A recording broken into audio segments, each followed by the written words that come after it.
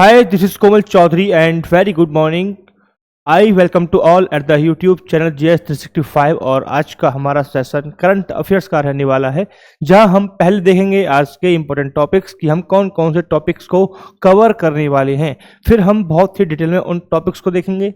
Exam oriented topics रहेंगे, so be attentive in the class only. मैं आपकी 30 से 35 मिनट लेने वाला हूं और जहां आपकी बहुत ही इंपॉर्टेंट करंट अफेयर्स 13 जुलाई की कवर की जाएगी फुल डे की। ठीक है साहब, so be attentive in the class. ठीक, सो आज गुड मॉर्निंग में थोड़ा गुड हो जाए कुछ पहले स्टार्ट करने से पहले। तो एक छोटी सी लाइन्स लिखी थी मैंने, कहते हैं कि लोगों को इंतजार है मेरी हार का, कि लोगों को इंतजार है मेरी हार का, वही काटते हैं फूल मेरी हार का। तो जो पहली वाली हार है वो डिफीट को दिखा रही है, और दूसरी वाली जो हार है वो जो हमें कांग्रेचुलेशन पे दी जाता है हार, उस वाली हार को जो पहनाते हैं वो वाला हार है। तो समझिए कि लोगों को इंतजार है मेरी हार का, वही काटते हैं फूल मेरी हार का, वो तोड़ेंगे एक मैं 100 लगाऊंगा। यानी कि वो मेरी माला से एक फूल निकाल लेंगे, मैं 100 लगाऊंगा। कि वो तोड़ेंगे एक मैं 100 लगाऊंगा, मैं फिर से चुन चुन कर अपना हार बनाऊंगा। So be confident, be attentive in the class, और खुद पर भरोसा रखिए, मेहनत कीजिए। ऐसा नहीं सफलता आपको नहीं मिलेगी, सफलता आपको मिलेगी, डेफिनेटली मिलेगी। सो स्टार्ट करते हैं आज का सेशन पूरी एनर्जी के साथ, ताकि आप के लिए ये क्लास बहुत ही इंपॉर्टेंट रह जाए, आप याद रख पाएं चीजें। ठीक, तो कुछ फैक्चुअल इंफॉर्मेशन भी रहने वाली है, कुछ चीजें ऐसी हैं जो हम प्रीवियस क्लास में कवर कर चुके हैं, जिन्हें मैं रिपीट नहीं करूंगा। सिर्फ आपको कॉन्टेक्स्ट बताया जाएगा, तहाँ आपको आप ये देख पाएंगे कि हाँ ये पिछली क्लास हम कवर कर चुके हैं। तो जो बच्चे लगातार, क्योंकि मेरी वीडियोस पे ज़्यादा व्यू नहीं आते हैं, कुछ ही बच्चे हैं जो लगातार जुड़े हुए हैं, जो बच्चे लगातार जुड़े हुए हैं उनको ये बेनिफिट मिलेगा, क्योंकि मेरी क्लास कॉम्प्रिहेंसिव कवर की जाती है, जहाँ पर हम कवर करते हैं करंट अफेयर्स, हम कवर करते हैं स्टैटिक पार्ट, हम कवर करते हैं हिस्टोरिकल बैकग्राउंड, या कोई भी न्यूज़ है तो उस न्यूज़ से संबंधित क्या क्या स्टैटिक पार्ट हो सकता है, या प्रीवियस ये जो क्वेश्चन पूछे गए हैं वो किस टाइप के पूछे गए हैं, उस बेस पर हम स्टैटिक डालते हैं इन न्यूज़। ठीक, अगर किसी टॉपिक से संबंधित, कोई न्यूज़ से संबंधित स्टैटिक नहीं बना है तो जाहिर सी बात है उस न्यूज़ से संबंधित हम स्टैटिक पार्ट कम रखते हैं। बहुत सारी चीज़ ऐसी है जो बार बार हम न्यूज़ में डाल रहे हैं, बार बार वो स्टैटिक पार्ट आपको बताया जा रहा है। इसका सिंपल मीन है कि आपको वो चीज़ तैयार कर लेनी है, क्योंकि वो बार बार न्यूज़ में आ रहा है, हाईलाइट इशू हो चुका है, जो बहुत ही ज़्यादा हाईलाइटेड रहता है, वह ही टॉपिक ऐसा होता है जो एग्जाम में आता है। ठीक है, ऐसा नहीं है कि एग्जामिनर ढूंढ ढूंढ के क्वेश्चन बनाता है, नहीं, जो टॉपिक न्यूज़ में रहेगा वही टॉपिक आपसे पूछा जाएगा। जो ज़्यादा रहेगा उसकी संभावना बहुत ज़्यादा रहती है। जैसे कि एक छोटी सी हम बात ले सकते हैं, फॉर एग्जाम्पल ऑपरेशन सिंदूर को लेकर। ऑपरेशन सिंदूर बहुत ही ज़्यादा हाईलाइट रहा। ठीक है, वजह थी कि पहली बार ऐसा हुआ कि धर्म पूछकर आतंकवाद को बढ़ावा दिया गया, फर्स्ट बात। दूसरा, पाकिस्तान के अगेंस्ट था, पाकिस्तान के साथ अपना वैसे 36 का आंकड़ा रहता है, सेकेंड पॉइंट। थर्ड पॉइंट, हमने उसे वर्ल्ड लेवल पर यानी कि विश्व स्तर पर पाकिस्तान को बेनकाब किया, अपने डेलीगेशन भेजे, जो बहुत लंबे समय के बाद पहली बार ऐसा देखा गया कि इस तरीके की हमने इनिशिएटिव लिए। तो वो वह न्यूज़ अपने आप में बहुत ही ज़्यादा इंपॉर्टेंट हो जाता है ऑपरेशन सिंदूर। तो आपको इस तरीके से ऑपरेशन सिंदूर के बारे में फुल डिटेल एनालिसिस होना चाहिए, कब स्टार्ट हुआ, किस किसने पार्टिसिपेट लिया, कितने बंकर्स उड़ाए, क्या उड़ाया, किस किस की डेथ हुई। ठीक है, तो बहुत सी चीज़ें जो आपको कवर करनी चाहिए। इस तरीके से जो बहुत ही ज़्यादा हाईलाइटेड रहता है उसे आप याद रखेंगे, यानी कि जो न्यूज़ बार बार स्लाइड में रिपीट हो रही है आपको वह भी रिपीट करनी है। वहाँ पर आपको नंबर ऑफ रिवीजन बढ़ा देना है, ताकि आपको बेनिफिट मिल जाए, क्योंकि नंबर ऑफ रिवीजन बढ़ाओगे और वो क्वेश्चन आपको एग्जाम में दिखेगा ही दिखेगा। ठीक है, तो ये थी हमारी थोड़ी बातें जो मुझे आपके साथ शेयर करनी थी। अब बढ़ते हैं हम अपनी क्लास की तरफ, और पहले डिस्कस करेंगे हम आज के टॉपिक, कि हम आज की क्लास में कौन कौन से ऐसे टॉपिक हैं जिन्हें कवर करने वाले हैं। राइट, तो बढ़ेंगे हम फर्स्ट टॉपिक के साथ। तो फर्स्ट टॉपिक हमारा है कि प्रधानमंत्री नरेंद्र मोदी अपनी 5 देशों की यात्रा पूरी करके नई दिल्ली लौट आए। यानी कि प्रधानमंत्री जी अभी 5 देशों की यात्रा पर थे। हमने वो देश वन बाय वन क्या किए, डिस्कस किए थे। ठीक है, किए थे डिस्कस, और फिर हमने बात की लास्ट में ब्राजील, जहां पर ब्रिक्स का सम्मेलन हुआ, उसकी हमने बात की थी। हमने वन बाय वन सारे कंट्रीज करे हैं, लिटरली सारे कंट्रीज करे हैं, जैसे ट्रेबोगो हो गया है ना, और गाना, घाना, ठीक, इन सबको लेकर हमने पढ़ा है, डिस्कस किया है एक एक चीज। किन किन देशों ने इस जर्नी के दौरान प्रधानमंत्री नरेंद्र मोदी को अपने यहाँ का सर्वोच्च सिविलियन अवार्ड दिया है। ये भी नंबर ऑफ द क्वेश्चन आ सकता है, कितने देशों ने दिया है। ठीक है, टोटल कितने कितने देशों से भारत के प्रधानमंत्री अभी तक नंबर कितने सिविलियंस अवार्ड नंबर 1 अपने देश का दे चुके हैं, तो ये भी आपको बताया गया था। तो ऐसी छोटी छोटी चीजें हैं जो आपको अवॉइड नहीं करनी है, उनको नोटिस करना है। जब आप पढ़ते हैं तो छोटी चीजों को भी ध्यान रखेंगे। नेक्स्ट न्यूज हमारा है कि 2026 में बुल्गारिया यूरोजोन का 21वां राज्य बन जाएगा। यानी कि बुल्गारिया ने क्या कर दिया है, अब यूरोजोन का वह स्टेट बन जाएगा। यूरोजोन से क्या होता है कि वह अपनी नेशनल करेंसी को, राष्ट्रीय करेंसी को यूरो बना देता है, जिससे उसे बहुत सी चीजों का बेनिफिट मिल जाता है। यानी कि अब राष्ट्र स्तर पर जिस प्रकार से भारत की करेंसी, भारत की मुद्रा रुपया है, उसी तरीके से अब बुल्गारिया क्या कर रहा है, बुल्गारिया अपनी जो राष्ट्रीय करेंसी है उसको यूरो बनाने जा रहा है। ठीक है, यानी कि अब वह यूरोपीय संघ के एक यूरोजोन का स्टेटस, जहां पर सभी देशों की करेंसी कैसी होती है, यूरो होती है, उनको बोलते हैं यूरोजोन। तो यूरोजोन का वो सदस्य बन गया है। यानी कि अब बुल्गारिया अपनी राष्ट्र मुद्रा के रूप में यूरो को प्रयोग में लाएगा। नेक्स्ट न्यूज क्या है, केंद्रीय गृह मंत्री की अध्यक्षता में रांची में 27वीं पूर्वी क्षेत्रीय परिषद की बैठक हुई। ठीक है, कितनी क्षेत्रीय परिषद है, कौन कौन सी है, कौन कौन सी क्षेत्रीय परिषद का पार्ट कौन कौन सा राज्य बनता है। ठीक है, इससे पहले भी उत्तरी क्षेत्रीय परिषद की बैठक हुई थी, जिसके बारे में हमने बात की थी। तब मैंने बहुत ही डिटेल में आपको बताया था कि क्षेत्रीय परिषद क्या होती हैं, क्यों क्षेत्रीय परिषद बनाई गई थी, क्या उद्देश्य था। ठीक है, कौन कौन सी स्टेट किस किस क्षेत्रीय परिषद का पार्ट है, और कौन सी इकलौती ऐसी क्षेत्रीय परिषद है जिसमें कोई भी विवाद नहीं है, उत्तरी क्षेत्रीय परिषद। ठीक है, याद रख सकते हैं। बट अगर आपको क्षेत्रीय परिषद समझना है तो आपको प्रीवियस क्लास सर्च करनी पड़ेगी। मैं हालांकि उसमें लगा दूंगा क्लिप, जहां आपको इजीली फाइंड कर सकते हैं। ठीक है, जब आप करेंगे तो आपको राइट हैंड कॉर्नर पे ऊपर दिखेगा आइकन, जहां पर आप लगा सकते हैं करंट अफेयर्स का, और वहां आपको दिखेगा क्या, क्षेत्रीय परिषद वाला क्लास। मैं उसमें एड अप कर दूंगा। तो जिन बच्चों को समझना है वो समझ सकते हैं क्षेत्रीय परिषद क्या होता है, क्यों लाया गया, कितने प्रकार की क्षेत्रीय परिषद है, कौन कौन सी क्षेत्रीय परिषद है हमारे पास। नेक्स्ट पॉइंट हमारा है कि बैठक कब हुई है और ऐसी कौन सी परिषद जिसमें कोई विवाद नहीं है। ठीक है, नेक्स्ट न्यूज हमारा है, Indonesia 2025 artistics gymnastic world championship की मेजबानी करेगा। इंडोनेशिया को मेजबानी मिल गई है। इसके बारे में और जो भी फैक्ट को हम डिटेल में देखने वाले। श्यामा प्रसाद मुखर्जी की 125वीं जयंती पर स्मारक सिक्का और डाक टिकट अनावरण किया गया। ये आप याद रखेंगे सीधा न्यूज। और श्यामा प्रसाद मुखर्जी को हम कल भी कवर कर चुके थे। ठीक है, तो आज ये कवर नहीं किया जाएगा, सिर्फ ये बताने की कोशिश की कि स्मारक सिक्का और डाक टिकट जारी किया गया है श्यामा प्रसाद मुखर्जी के जयंती पर। पश्चिमी यूरोप ने 2025 में रिकॉर्ड पर सबसे गर्म जून का अनुभव किया है। यानी कि जून का सबसे गर्म महीना किस वर्ष किया गया है, 2025 में किया गया है। और कहां की बात हो रही है, पश्चिमी यूरोप की बात हो रही है। कौन सी यूरोप की, पश्चिमी यूरोप की बात हो रही है। ठीक है साहब, नेक्स्ट बढ़ेंगे। उत्तराखंड में फर्जी संतों के खिलाफ ऑपरेशन कालनेमी चला है। ऑपरेशन कालनेमी किससे रिलेटेड है, क्या है, हम डिटेल में करने वाले। So don't be worry, just hold on और टेक लॉन्ग ब्रीथ। बस बैठ जाइए और लंबी लंबी सांसें लीजिए, सब कुछ आपके टिप्स और आपकी आंखों के सामने भी आ जाएगा। सर्वोच्च न्यायालय ने ईसीआई से कहा है कि बिहार के सर के लिए आधार, वोटर आईडी और राशन कार्ड पर विचार करें। यानी कि ऑथेंटिकेशन के लिए आधार कार्ड, वोटर आईडी कार्ड और राशन कार्ड को क्या करते हैं, स्वीकृत करें। ऐसा गाइडलाइंस दिया है सर्वोच्च न्यायालय ने। ठीक है, अब बढ़ते हैं हम फर्स्ट न्यूज की तरफ। और फर्स्ट न्यूज हमारा रहने वाला है, एक मिनट रुकना, टॉपिक तो और भी थे, तो टॉपिक और थे, हाँ ये रहे। ठीक है, come on back to class. तो टॉपिक हमारे और एक हमने बात की थी टॉपिक्स को लेकर। ऑपरेशन शिवा शुरू किया गया है, उसको जानेंगे। ऑपरेशन शिवा किससे रिलेटेड है, किससे इंफॉर्मेशन है, क्या है, ये सब कुछ जानेंगे डिटेल में। नेक्स्ट है, इटली ने पहली बार 2026 में T20 विश्व कप के लिए क्वालिफाई किया, ये देखेंगे। एनसीसी पूर्व छात्र संघ, रक्षा मंत्री राजनाथ सिंह की पहली बैठक हुई है। ठीक है, मराठा सैन्य परिदृश्य को यूनेस्को में शामिल किया गया है। ठीक है, ये आप याद रख सकते हैं, डायरेक्ट क्वेश्चन आएगा, यहाँ से डायरेक्ट क्वेश्चन आएगा। मराठा परिदृश्य को यूनेस्को की विश्व धरोहर सूची में शामिल कर लिया गया है। भारतीय वायुसेना और डीआरडीओ ने ओडिशा में बरवान अस्त्र मिसाइल का परीक्षण किया है। नेक्स्ट हमारा है कि राज्य विज्ञान एवं प्रौद्योगिकी फोरम को मजबूत करने के लिए नीति आयोग ने क्या किया, रोडमैप तैयार किया है और एक भारत 6G अलायंस की बात कर रहा है। तो ये थे हमारे आज के इंपॉर्टेंट टॉपिक, जिन्हें हम आने वाले 30 मिनट्स में कवर करने वाले हैं। तो बहुत ही इंपॉर्टेंट टॉपिक रहने वाले हैं।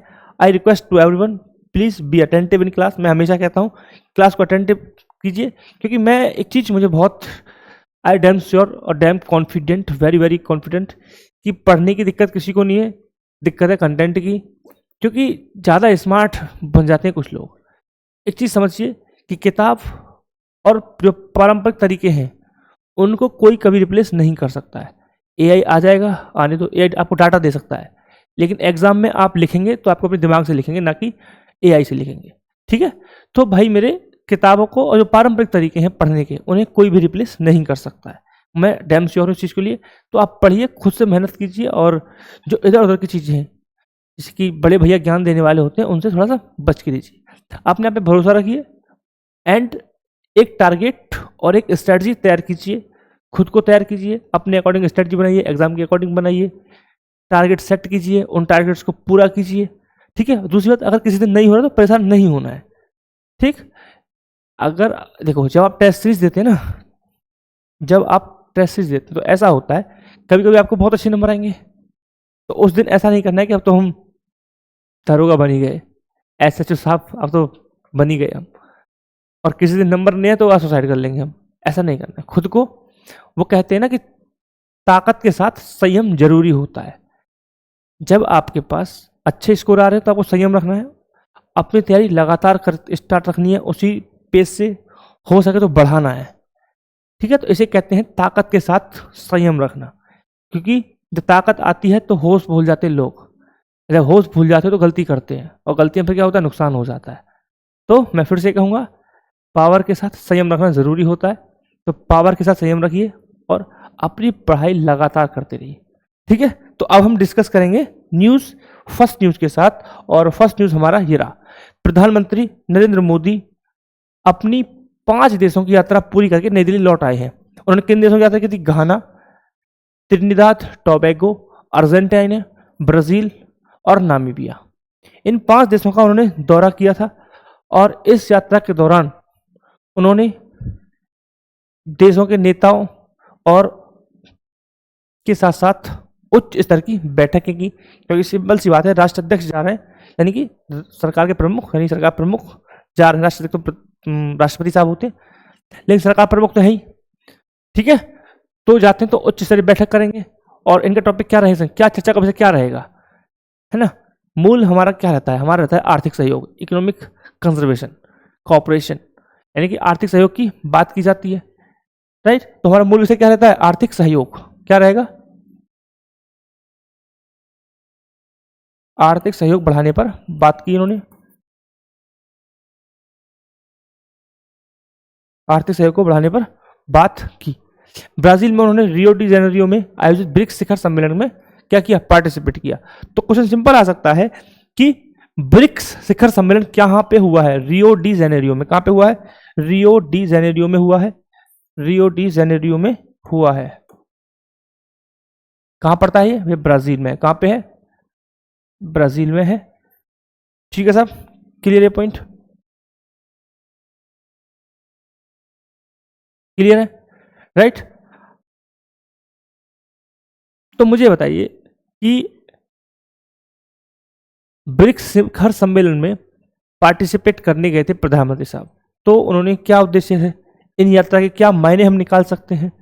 तो इन यात्राओं के अगर मायने की बात करें तो इन यात्राओं से सबसे पहले क्या होता है, दक्षिण दक्षिण जो होता है, साउथ साउथ जुड़ाव जो इनिशिएटिव है उसको मजबूती मिलती है, सबसे इंपॉर्टेंट चीज। ठीक है, दूसरा क्या होगा?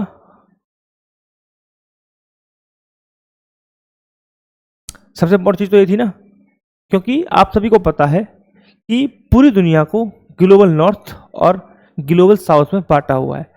ऐसा नहीं है कि जो इक्वेटर के नॉर्थ में सिचुएटेड हैं उनको बोला जा रहा है ग्लोबल नॉर्थ, और जो इक्वेटर के साउथ में एस्टेब्लिश्ड हैं, सिचुएटेड हैं, उनको बोला जा रहा है ग्लोबल साउथ। ऐसा नहीं है, बल्कि ये कॉन्सेप्ट इस बेस पर बनाया गया है कि जो डेवलप्ड कंट्रीज हैं उनको ग्लोबल नॉर्थ बोला जाता है, और जो डेवलपिंग कंट्रीज हैं या फिर लीस्ट डेवलपमेंट है, यानी कि अल्प विकसित है या फिर विकासशील जो अर्थव्यवस्थाएं हैं, उनको बोला जाता है साउथ ग्लोबल साउथ का पार्ट। ठीक है, फॉर एग्जाम्पल आप याद कर सकते हैं ऑस्ट्रेलिया, आप देख सकते हैं न्यूजीलैंड, ये दोनों देश कहाँ पे हैं? इक्वेटर के दक्षिण में स्थित हैं, साउथ में सिचुएटेड हैं। बट ये दोनों देश किसका पार्ट है? ऑस्ट्रेलिया किसका पार्ट है? ऑस्ट्रेलिया पार्ट है ग्लोबल साउथ का। ठीक है, सॉरी ग्लोबल नॉर्थ का, क्योंकि ऑस्ट्रेलिया एक डेवलप्ड कंट्री के रूप में कंसीडर किया जाता है। तो साउथ में होने के बाद भी वह कहाँ पड़ता है? उसे क्या बोला जाता है? उसे बोला जाता है ग्लोबल नॉर्थ का पार्ट। ठीक, तो ये जो हमारी प्रधानमंत्री मोदी जी की यात्रा थी, यह साउथ साउथ कोऑपरेशन को मजबूत करती है। साउथ साउथ कोऑपरेशन को भी क्या करेगी? मजबूत करती है। Right, clear? ठीक है, तो आप देशों के नाम आपको याद रखने, इन देशों को, ये देश बहुत ही न्यूज में थे, आप याद रखेंगे। कैपिटल इनका पता होना चाहिए सबका, कैपिटल याद रखेंगे, मुद्रा याद रखेंगे, करेंसी क्या क्या है। ठीक है, करेंसी आप याद रखेंगे।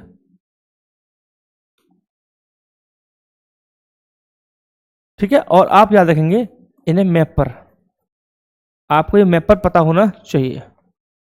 ठीक है, देखो कुछ देश आपको हो सकता है याद हो, घाना पता होगा, अर्जेंटीना पता होगा, ब्राजील पता होगा, नामीबिया पता होगा, बट जब बात आएगी त्रिनिदाद और टोबैगो, अटेम्प्ट के कुछ नाम भी नहीं सुना होगा कि टोबैगो कोई कंट्री भी है, ये वेनेजुएला के ऊपर पड़ता है दक्षिण अमेरिका में। ठीक, तो आप इनकी लोकेशन भी देखेंगे। राइट, तो ये तीन चार चीज आप कवर करेंगे क्योंकि ये न्यूज में था, बहुत ही इंपॉर्टेंट न्यूज में था, तो आपके लिए ये संभावना है क्वेश्चन आने की वो बहुत ही बढ़ जाती है। अब आइए नेक्स्ट न्यूज की तरफ, और नेक्स्ट न्यूज हमारा है कि जनवरी 2026 में बुल्गारिया यूरोजोन का 21वां सदस्य बन जाएगा। तो बुल्गारिया क्या कर रहा है? यूरोजोन का सदस्य बनने वाला है। 8 जुलाई 2025 को यूरोपीय संघ के वित्त मंत्रियों ने आधिकारिक तौर पर बुल्गारिया को यूरोजोन को अपनाने का मंजूरी दे दी है तथा यह परिवर्तन 1 जनवरी 2026 से लागू हो जाएगा। ठीक है, तो लागू कब होगा? 1 जनवरी 2026 से लागू होगा, और मंजूरी दे दी है 8 जुलाई 2025 को। यूरोपीय संघ के जो वित्त मंत्री हैं उन्होंने बुल्गारिया को यूरो को अपनाने का क्या दिया? मंजूरी दे दी है। यानी कि अब बुल्गारिया की जो नेशनल करेंसी होगी वह यूरो होगी। क्या होगी? यूरो होगी।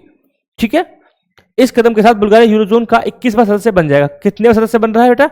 ये बनेगा 21वां सदस्य, और अपनी राष्ट्रीय मुद्रा लेव को, क्या थी इससे पहले? लेव थी। इनकी नेशनल जो करेंसी थी वो क्या थी? लेव थी।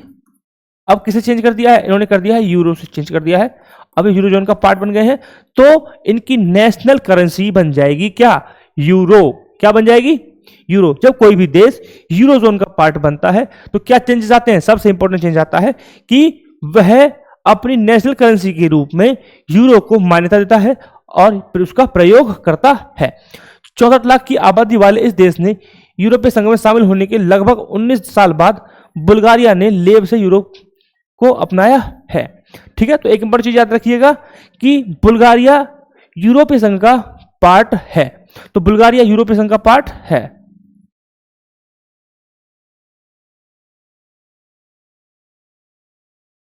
बुल्गारिया यूरोपीय संघ का पार्ट है, और अब यह यूरोजोन का पार्ट भी बन गया है।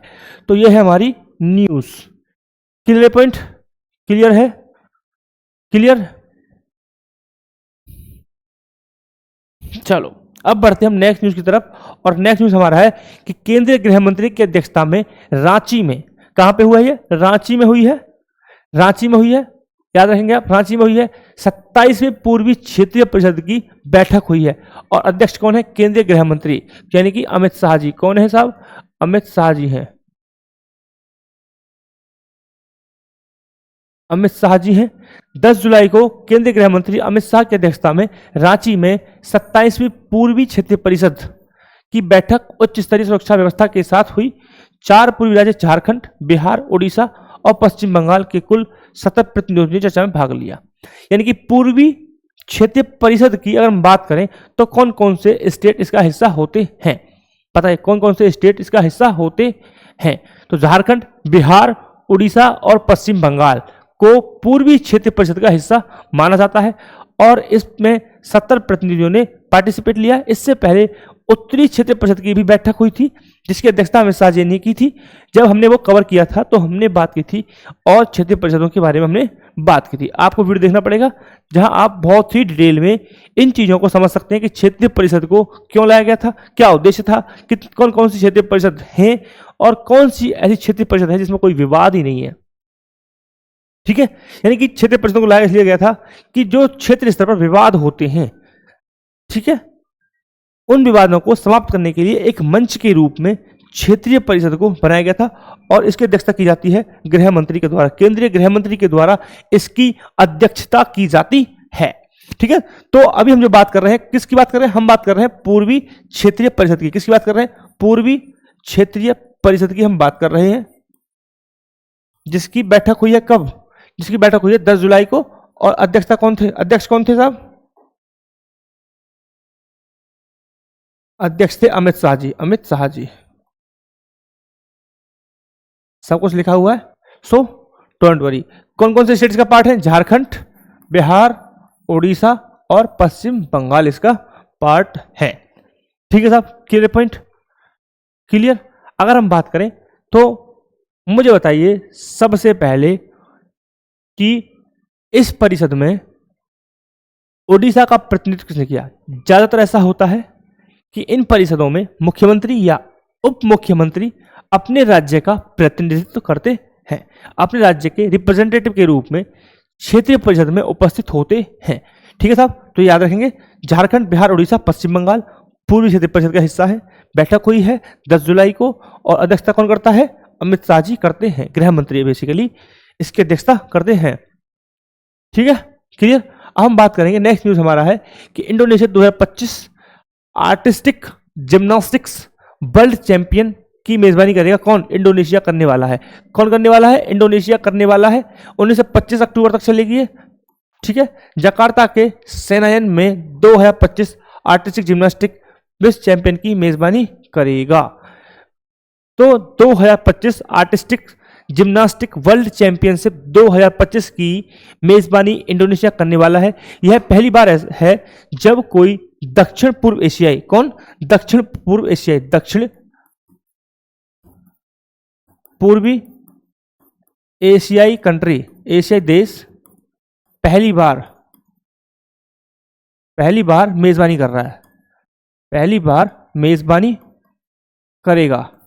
यह पहली बार होने जा रहा है। ठीक है, क्लियर पॉइंट।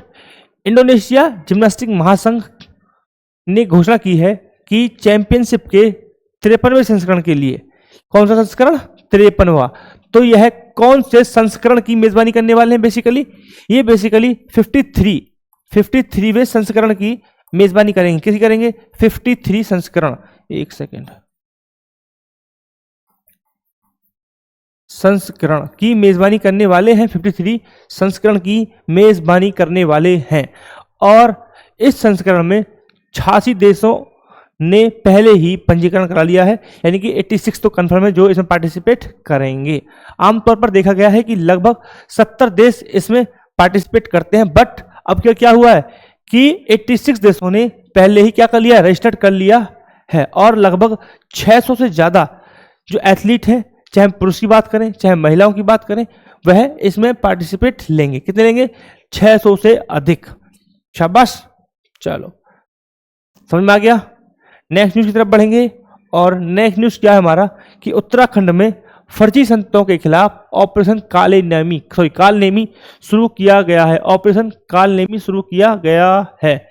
ठीक है, तो सबसे इंपॉर्टेंट चीज है कि आप मुझे बताएंगे कि ऑपरेशन कालनेमी किससे जुड़ा हुआ है। आप ये बताइए, ऑपरेशन कालनेमी किससे जुड़ा हुआ है, किससे, जो फर्जी संत होते हैं, किससे जुड़ा हुआ है, फर्जी संतों से जुड़ा हुआ है। आप इसे याद रखेंगे कि फर्जी संतों से जुड़े होने, क्या है, एक ऑपरेशन चला गया फर्जी संतों को बेनकाब करने के लिए, उनके खिलाफ कार्रवाई करने के लिए।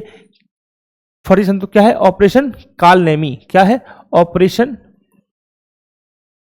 कालनेमी, क्या साहब, कालनेमी चला जा रहा है। कहां पे चला जा रहा है, उत्तराखंड में चला जा रहा है। कहां पर सरकार चला जा रहा है, किस सरकार के द्वारा चलाया जा रहा है, उत्तराखंड के सरकार के द्वारा चलाया जा रहा है। बेसिकली इस ऑपरेशन में उन फर्जी संतों को टारगेट किया जा रहा है जो लोगों को ठगते हैं और धर्म का दुरुपयोग करते हैं, विशेषकर महिलाओं का दुष्प्रयोग यहाँ पर करते हैं। आप भी देख रहे होंगे आजकल बहुत ही रील्स वायरल होती हैं जहाँ पर नए नए किस्म के बाबाएं आते हैं और नए नए तरीकों के इलाज को वो प्रमोट करते हैं।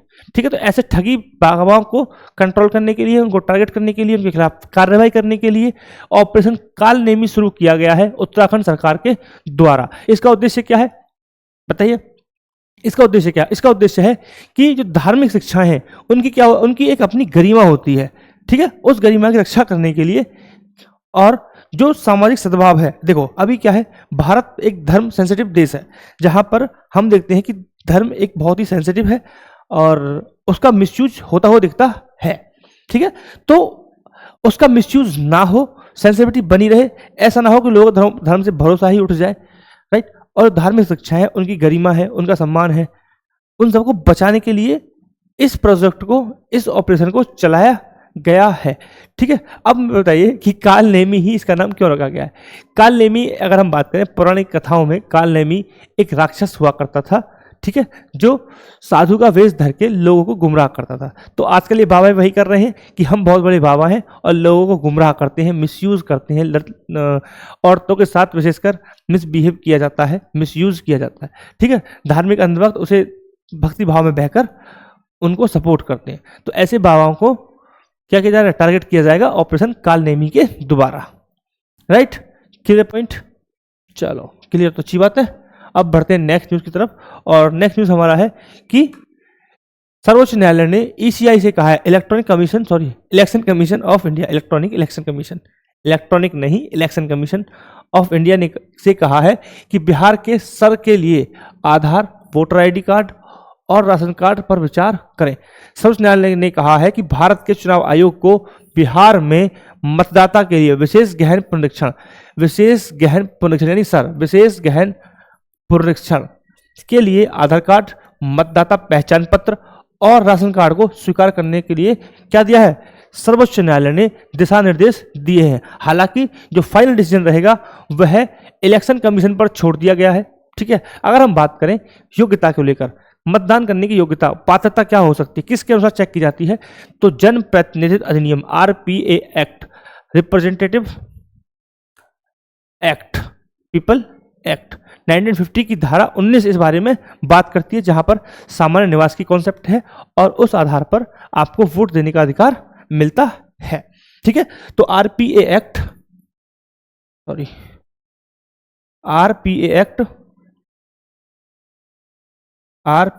1950। ठीक है, आरपीए एक्ट 1950 धारा 19 क्या कहता है? मतदाताओं की योग्यता की बात करता है। मतदाता योग्यता की बात करता है।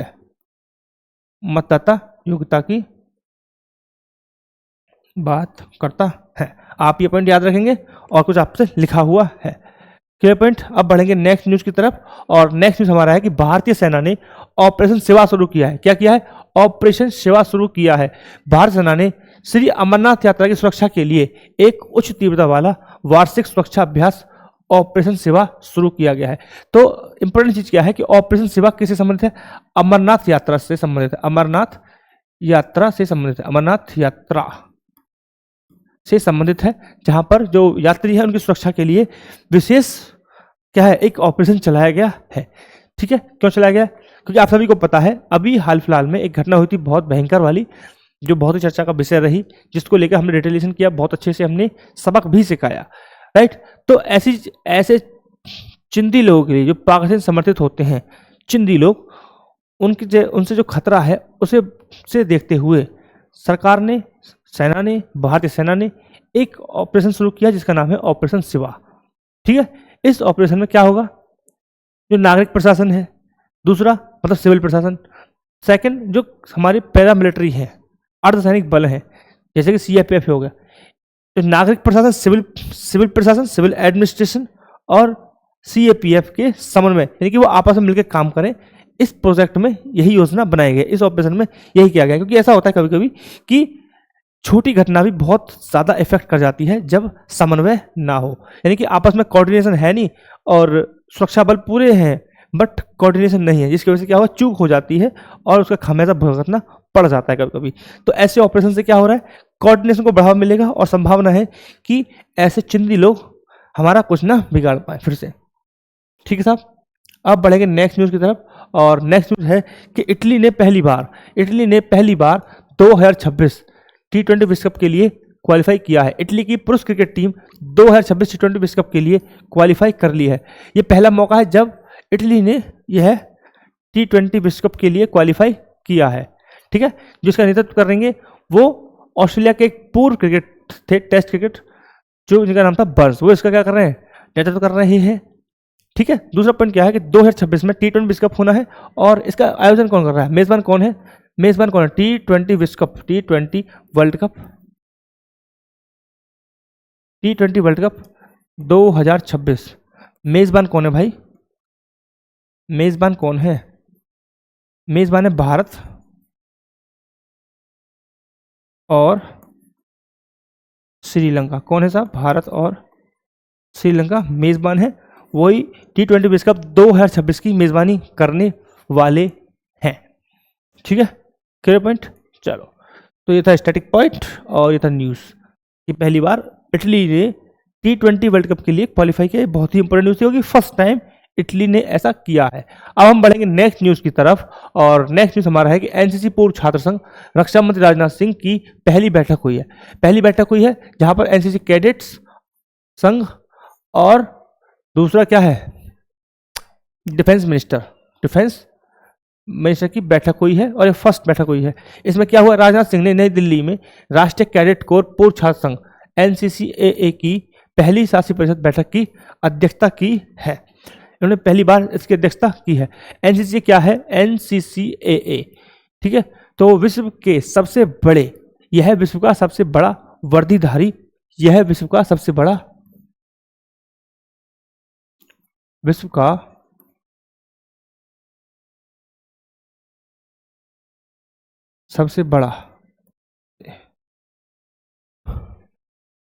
सबसे बड़ा वर्दीधारी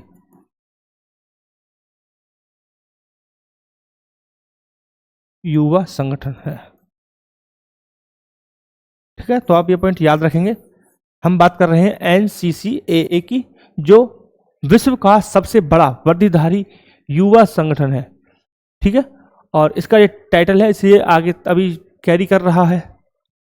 ठीक, तो इसकी बैठक हुई है और इस बैठक की अध्यक्षता किसने की है, डिफेंस मिनिस्टर श्री राजनाथ सिंह ने इसकी अध्यक्षता की है। ठीक, क्लियर है पॉइंट, राइट। तो आप याद रखेंगे क्योंकि इसमें क्या है, ये एक इंपॉर्टेंट पॉइंट लगा हुआ है जो मैंने एडप्ट किया है, आप याद रखेंगे।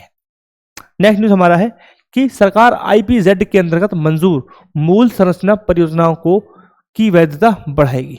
IPZ के अंतर्गत मंजूर मूल योजना, IPZ क्या होता है, द्वीप संरक्षण क्षेत्र, आइलैंड प्रोटेक्शन जोन के तहत क्या किया गया, जो परियोजना है उनकी वैधता को बढ़ाएगी। IPZ क्या है, IPZ, ठीक है, तो इसके लिए लिखा हुआ है एक अधिसूचना, केंद्रीय पर्यावरण मंत्रालय ने द्वीप संरक्षण क्षेत्र अधिसूचना 2011 के नियमों के तहत संशोधन करते हुए एक नई अधिसूचना जारी की है। यानी कि IPZ 2011 का संशोधन करते हुए क्या किया है, एक अधिसूचना जारी की गई है। क्या की गई है, अधिसूचना जारी की गई है। यह अधिसूचना किस अधिनियम के अंतर्गत जारी की गई है, यह की गई है पर्यावरण संरक्षण अधिनियम 1986 के द्वारा। किसके द्वारा, पर्यावरण अधिनियम 1986 के माध्यम से, पर्यावरण संरक्षण अधिनियम 1986, आप याद रखेंगे। इसके द्वारा क्या किया गया है, अधिसूचना जारी की गई है और यह इसके अंतर्गत एक कानूनी क्या है, एक क्या है, संरचना है, प्रोसेस है। ठीक है, अब बताइए इस जो अधिसूचना जारी की गई है इसका उद्देश्य क्या है, क्यों जारी की गई है ऐसी अधिसूचना, क्यों जारी करते हैं ऐसी गाइडलाइंस, क्या दिक्कत है, क्या प्रॉब्लम है, मतलब क्यों, वाई। तो ऐसा होता है जो भारत के द्वीप हैं, स्पेसिफिक हम बात करें अंडमान निकोबार की, हम बात करें लक्षद्वीप की, या हम और कोई द्वीप जो छोटे छोटे द्वीप हैं उनकी हम बात करें, तो जो पारिस्थितिकी तंत्र है उसको विनियमित, यानी उसका विनियमन करना और उसको संरक्षण करने के लिए क्या कहता है, ऐसी अधिसूचना जारी की जाती है।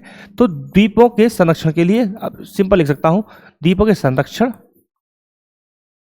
प्लस विनियमन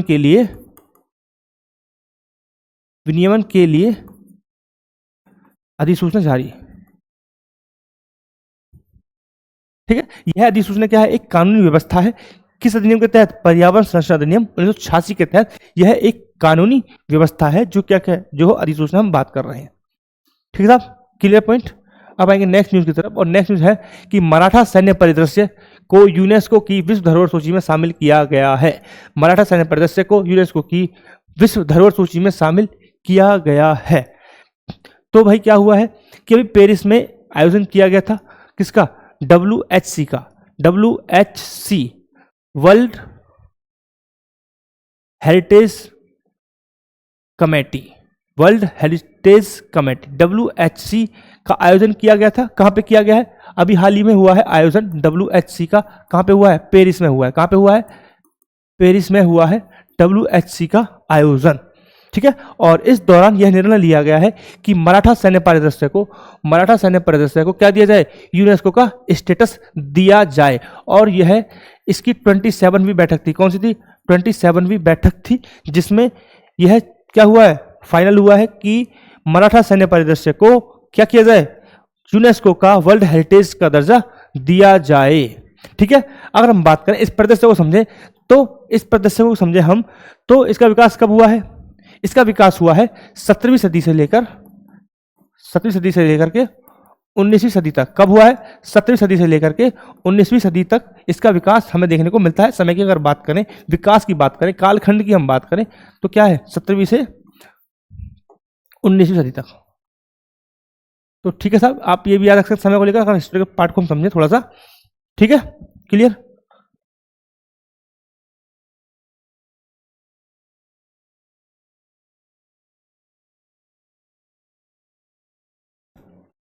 राइट, क्लियर पॉइंट, क्लियर है।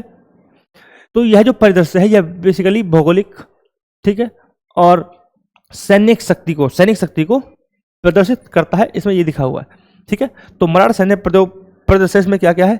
इसमें अगर हम बात करें तो भौगोलिक स्थिति को, भौगोलिक क्षेत्रों को, दूसरा जो सैन्य शक्ति है मराठास की, उनको प्रदर्शित करता है, उनको दिखाता है ये। राइट, अब चलते हैं हम नेक्स्ट न्यूज की तरफ, और नेक्स्ट न्यूज हमारा ये रहा।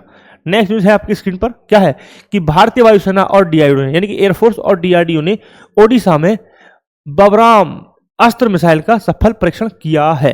किन ने किया है? डीआरडीओ क्या है? रक्षा अनुसंधान एवं विकास संगठन। दूसरा क्या है? भारतीय वायुसेना यानी कि IAF, इंडियन एयरफोर्स ने स्वदेशी अस्त्र मिसाइल का सफलतापूर्वक परीक्षण कर लिया है। किसका किया है? अस्त्र मिसाइल का। किसका किया है? अस्त्र मिसाइल का परीक्षण किया है। राइट, यह मिसाइल दृश्य सीमा से परे होकर हवा से हवा में मार करने में सक्षम है। और इसका नाम है BB राम। ठीक है, यह परीक्षण उड़ीसा में परीक्षण कहाँ किया गया? उड़ीसा में किया गया। किससे लॉन्च किया गया? सुखोई 30 MK1 विमान से इसे लॉन्च किया गया था। अस्त्र मिसाइल की क्षमता है कितनी? 100 किलोमीटर से अधिक इसकी मारक क्षमता है। आधुनिक मार्गदर्शन और नेविगेशन प्रणाली से लैस है, यानी कि एडवांस टेक्नोलॉजी से लैस है। दूसरा, अगर हम बात करें मारक क्षमता कितनी है? 100 किलोमीटर की मारक क्षमता है, उससे अधिक की सुखोई 30 MK1 से इसे लॉन्च किया गया था। हवा से हवा में मार करने वाली मिसाइल है, और डीआरडीओ और इंडियन एयरफोर्स ने मिलकर इसे डेवलप किया है। इन सफलता परीक्षण हो चुका है, सफलतापूर्वक परीक्षण हुआ है। ठीक है, अब बढ़ेंगे हम नेक्स्ट न्यूज की तरफ, और नेक्स्ट न्यूज हमारा है कि राज्य विज्ञान एवं प्रौद्योगिकी फोरम को मजबूत करने के लिए नीति आयोग ने रोडमैप बनाया है। राज्य विज्ञान और प्रौद्योगिकी फोरम को मजबूत करने के लिए, यानी कि विज्ञान और टेक्नोलॉजी से संबंधित फोरम है, उसको मजबूत करने के लिए नीति आयोग ने रोड मैप बना लिया है। नीति आयोग ने पूरे भारत में राज्य विज्ञान और प्रौद्योगिकी SNT, साइंस एंड टेक्नोलॉजी परिषदों को सशक्त करने के लिए एक व्यापक रोड मैप जारी किया है। मंत्रालयों, राज्य सरकारों, शिक्षा जगत, उद्योग और वित्त पोषण एजेंसियों के बीच समन्वय में सुधार करना है। क्या उद्देश्य है? मंत्रालय, राज्य सरकार और शिक्षा जगत, उद्योग, वित्त पोषण एजेंसियों, संबंधित फाइनेंसिंग एजेंसी के समन्वय में सुधार करना है। नवाचार को बढ़ावा देना, यह उद्देश्य के साथ किया गया है। ठीक है, तो बेसिकली क्या है कि राज्य स्तर पर जो वैज्ञानिक नवाचार हैं और सामाजिक आर्थिक विकास हो गया, यानी कि टेक्नोलॉजी हो गया, इनोवेशन हो गया, उस तरफ क्या होगा, सामाजिक आर्थिक विकास हो गया। इन दोनों के बीच जो हमें डिस्टेंस देखने को मिलता है, खाई देखने को मिलती है, उसे पाटने के लिए एक रोड मैप को तैयार किया गया। किसके द्वारा? नीति आयोग के द्वारा इसे तैयार किया गया है। बेसिकली इसमें क्या होगा कि मंत्रालय हो गए, राज्य सरकार हो गए, शिक्षा से संबंधित कोई इंस्टीट्यूट है ना, इंडस्ट्रीज हो गई, फाइनेंसिंग हो गए, इन सबको क्या करना है, सबका समन्वय करना है, सबको एक मंच ला के देनी है, सबको आपस में सबका कोऑर्डिनेशन बढ़ाना है। ठीक है। दूसरा, नवाचार को बढ़ावा देना है, इनोवेशन को लगातार प्रमोट करना है। यह इनके रोड मैप का मुख्य पॉइंट्स हैं जो हमने डिस्कस किए। ठीक है साहब। अब हम आएंगे नेक्स्ट न्यूज हमारा है कि भारत 6G अलायंस की बात कर रहा है। भारत 6G अलायंस सहयोगात्मक 6G नवाचार के लिए भारत का प्रमुख मंच है। ठीक है। यानी 6G अलायंस 6G नवाचार के लिए भारत का प्रमुख मंच है, जो विविध हितधारकों को एक उन्नत, सुरक्षित और वैश्विक रूप से प्रासंगिक 6G पारिस्थितिक तंत्र बनाने के लिए एकजुट करता है। इस प्लेटफॉर्म पर क्या होगा कि जो व्यक्ति, जो इंस्टीट्यूट, जो संस्था 6G तंत्र को बनाने के लिए इच्छुक हैं, उनको एकजुट करने के लिए एक प्लेटफॉर्म के रूप में 6G अलायंस को देखा जा रहा है। भारत ने 6G अलायंस बनाया है, राइट। यह अलायंस क्या करेगा? यह भारत के जो 6G विजन है, की पॉइंट क्या है 6G विजन, इसका क्या है, सेंटर पॉइंट है, केंद्र बिंदु है 6G विजन, जिसके अंतर्गत इसे बनाया गया। इसका लक्ष्य है कि 2026 तक 6G का परीक्षण हो जाए और 2029-30 तक, यानी कि लक्ष्य क्या है कि 2026 तक 6G का क्या होना चाहिए, परीक्षण। एक मिनट जरा,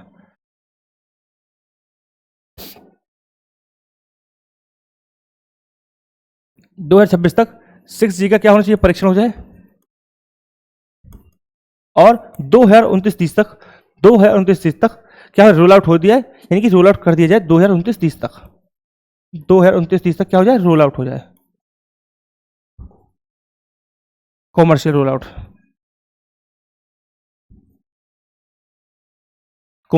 हो जाए 2029-30 तक, राइट। और एक और मुख्य पॉइंट है, मुख्य लक्ष्य एक और है कि 6G से संबंधित जो IPR होंगे, बौद्धिक संपदा अधिकार होंगे, 10% उनको लगभग 10% प्राप्त करे। यानी कि जो IPR होंगे 6G संबंधित, उसमें 10% हिस्सेदारी किसी भारत की हो, यह लक्ष्य रखा गया है 6G अलायंस का। ठीक है साहब, क्लियर पॉइंट, क्लियर। चलो अब बढ़ते हैं नेक्स्ट न्यूज की तरफ। So thank you very much for the watching this video. I hope you are doing well, it will be very helpful to you. I kindly trust the institute, trust on me, give me only 30 minutes. I damn sure I will be very beneficial to you, and thank you very much once again. Thank you.